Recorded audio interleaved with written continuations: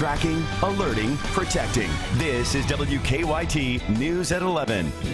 Just a few days after being released, a man shot by Lexington police has returned to the hospital, and his mother tells us he's fighting for his life. It's a tremendous testimony to who they are and their character. How two basketball teams used a game to help a couple of athletes battling cancer.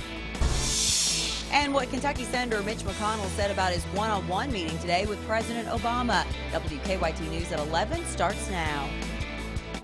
Good evening to you. More than a week after being shot by Lexington police, it appears a man's condition has taken a turn for the worse, and this comes even after he was released from the hospital. Joseph Kilburn is now listed in critical condition at UK Hospital. He returned there just 2 days after being released. New tonight, Lexington police have released some more details about the officers involved in that shooting. Police say Kilburn tried to run them down with a truck. Jordan Valines has our top story at 11. On Monday, Joseph Kilburn was released from UK Hospital after being treated for more than a week for injuries suffered after he was shot in the face by a Lexington police officer. And on Wednesday, his condition took a turn for the worse. He returned here to UK Hospital, where at last check, he was in critical condition. Kilburn's mother brought him to the hospital Wednesday after she says he began bleeding profusely from his gunshot wound. Last month, Officer Wesley Farley and Officer Christopher Mason were placed on administrative assignment after shooting Kilburn, who police say tried to run them over with a truck. Police tell us they were investigating a drug deal, possibly involving Kilburn at the time. Documents obtained from Lexington police in an open records request show that Officer Mason has been placed on administrative assignment before. In May 2011, Mason was transferred from the Bureau of Patrol to Bureau of Administration because of an altercation between himself and another officer while working a traffic stop. When the other officer disapproved of the way Mason conducted the stop, the two began to argue, which then escalated into a minor physical altercation. In January of this year, Mason was transferred back to the Bureau of Patrol, and at this time, it's simply unknown how long Mason or Farley will remain on administrative assignment in connection with last month's shooting incident. Kilburn's mother declined our request for an on-camera interview, saying that this is simply too emotional of a time. In Lexington, Jordan Valines, WKYT. Joseph Kilburn is charged with 2 counts of first-degree wanton endangerment as well as fleeing or evading police. It doesn't look like we'll be getting a break from this dreary weather anytime soon. More rain is on the way. Chief Meteorologist Chris Bailey has the latest forecast for us. Chris? Yeah, storm system Amber across the Plain States going to throw a little surge of moisture our way into Thursday. The main show, though, is still to come for later this week. Here's the storm that is in question. It is way back to our west, but notice out ahead of it across parts of West Tennessee into the Ozarks, now beginning on Defender to see some moisture that is on the increase. That'll lift its way on into parts of the Bluegrass region as we go deeper into tonight and certainly for the day tomorrow. A couple of very light showers just to the south of Paducah. Up close and personal across central and eastern Kentucky, it's been another cloudy and a cold day. We continue with the clouds that are out there, and those clouds are going to be very stubborn and with us as we go through the better part of the overnight. Out the door first thing tomorrow morning, it's a cold one, low 30s. Into the afternoon, showers arrive shortly before lunchtime for many of us, and those will continue on and off throughout the rest of the day, and it's a cold rain with a lot of upper 30s. Focus of the forecast when I come back in about 10 minutes will be on the hour-by-hour weather breakdown that will take you through the upcoming weekend. Guys, we'll show you when the rain arrives where you live and when it may get on out of town coming up. All right, we'll see you then, Chris. Thank you. A Laurel County woman accused of causing the crash that killed her infant granddaughter says she is not guilty. Melissa Worstel was arraigned on murder, DUI, and drug charges on Monday night. Police say she was on drugs when her car hit a telephone pole on Parker Road in Laurel County. Investigators say her 6-month-old granddaughter, Ivy, wasn't properly restrained and died. 911 dispatchers were flooded with calls after that crash.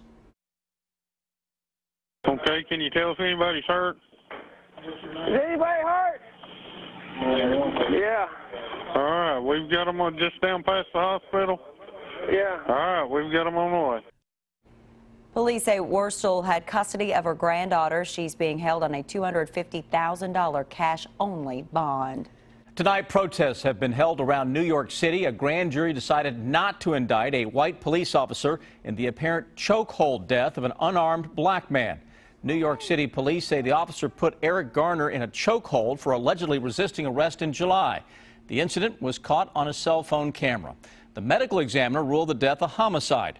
Garner's mother says she doesn't understand the grand jury's decision not to indict. I don't know what video they were looking at. Evidently, it wasn't the same one that the rest of the world was looking at.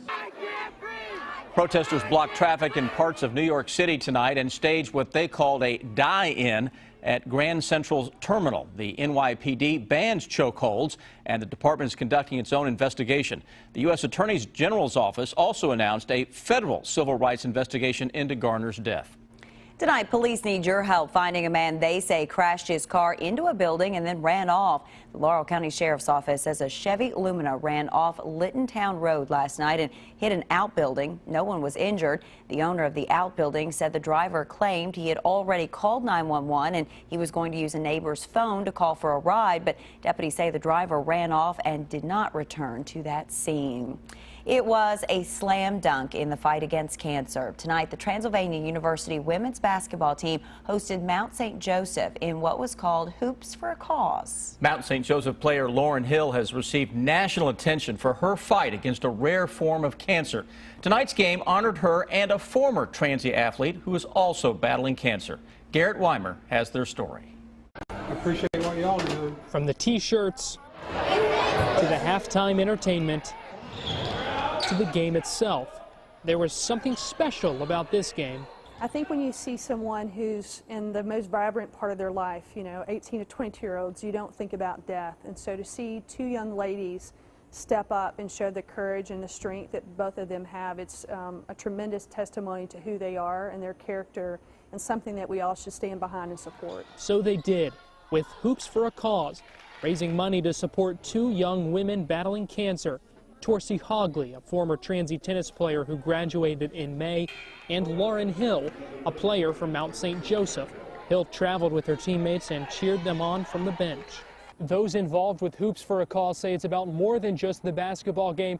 They say it's about making a difference out here once you leave the arena. At the end of the day, we have the chance to use basketball to help, grow these young women, in a lot of different ways. In this game, the biggest way probably didn't even happen on the court. This is a game we're all really fortunate to show up and be able to do that, but there are bigger pieces to the world than that. Hill may not have played, but her fight shows that life is about more than that. It's about making every second count. In Lexington, Garrett Weimer, WKYT. And proceeds from tonight's game will go to the Cure Starts Now Foundation and the Torcy Lymphoma Research Fund. A trip to New York City ended on a bad note for the Dunbar High School marching band. The band performed in the Macy's Thanksgiving Day Parade, but since then, the band booster president says dozens of band members have been dealing with strep throat or flu-like symptoms. The Lexington Clinic doctor says he's treated many of those students, and he thinks the trip caused the sickness to spread throughout the band. I don't think it's unusual that this would happen. I think it's unfortunate that it did happen, but when you're dealing with the flu, it can be very contagious. The Fayette County Health Department sent letters to Dunbar High School parents asking them to keep 6 students home. Yesterday, health experts announced the first confirmed flu case of the year in Lexington. Kentucky's flu activity is now listed as regional. Tonight, we are tracking the investigation into a crash in Anderson County that sent 3 people to the hospital. That crash happened around 1 this afternoon on US 127 at the Highway 151 intersection near Lawrenceburg. State police say a truck rear-ended a car, causing the car to hit another car stopped in front of it. Firefighters say 2 people suffered life-threatening injuries and a 3rd person was seriously injured. US 127 was closed for 3 hours but has since reopened. Kentucky Senator Mitch McConnell and President Obama meeting today for the first time since the election. Senator McConnell will be the Senate Majority Leader when the new Congress convenes next month. Republicans won control in just last month's elections. After that meeting, the senator told CNN that he and the president talked about different issues where Republicans and Democrats could find common ground. The meeting lasted about an hour. Senator McConnell also said the two men did not have any bourbon during the meeting. You may recall the president said after the election that he would enjoy having a drink of Kentucky bourbon with Senator McConnell. Tonight, police have charged a 16-year-old boy with murder for the death of a teenage girl in Louisville. Police say the boy turned himself in today. His name has not been released, but police say he was a person of interest in the case. Louisville police say 16-year-old Siobhan Ross was shot to death Saturday night outside a home. Another teenager was shot but survived. The suspect also faces an attempted murder charge for that. Siobhan's father says the arrest comes as a relief to the family. Now they done brought him to justice, we can sleep a little better at night, knowing that, justice has been done. Police think the shooting may have stemmed from a dispute that began the night before. People who live there say it's normally a quiet and peaceful place, but police say the two violent robberies this week in downtown Ashland could be connected. Monday night, Marcus Woodward said he had just left work when two men approached him in an alley and attacked him.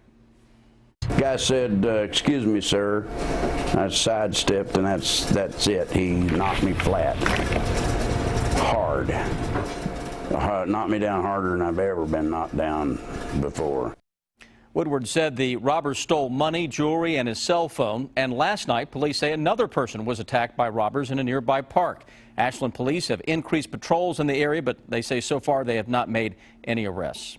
7 baggage handlers at New York's Kennedy Airport have been charged for stealing from checked luggage. Prosecutors say the thefts happened between March of 2012 and this June. They say the handlers stole $20,000 in items, including electronics and jewelry. The passengers were traveling both in the U.S. and internationally. A giant beehive in a tree had some people in Robertson County buzzing. Some worried the beehive looked similar to those made by African killer bees. But an entomologist from the University of Kentucky said that's not the case. African bees don't come this far north. Still, people living in the area wanted to get rid of the hive, which is near a home owned by Kentontown Christian Church. I've never seen anything like that in my life, and several people that's lived around here forever, they've just, it's rare. You just don't see this every day. Experts think that most of the bees that were in the hive have moved on. The man who lives in the home told the Ledger Independent that researchers from UK were coming to take the hive because the bees could not survive the winter. Coach John Calipari helped raise money for a good cause at a new Lexington restaurant tonight. OBC Kitchen hosted a pre-open party. The restaurant officially opens tomorrow in Lansdowne. A big crowd was on hand for the party, including Coach Cal and other familiar faces from the Big Blue Nation. We have a open house for our new OBC here in the Lansdowne shops. We have over 500 people supporting the Calipari Foundation and hoping to raise a lot of money for his great causes. In case you are wondering, OBC stands for Old Bourbon County. Managers say it features a rare bourbon collection. The restaurant replaces what used to be Harry's in the Lansdowne shops. They do great things with what they do with all their restaurants. So best of luck. All that bourbon should be right at home here in Kentucky. It should. Rob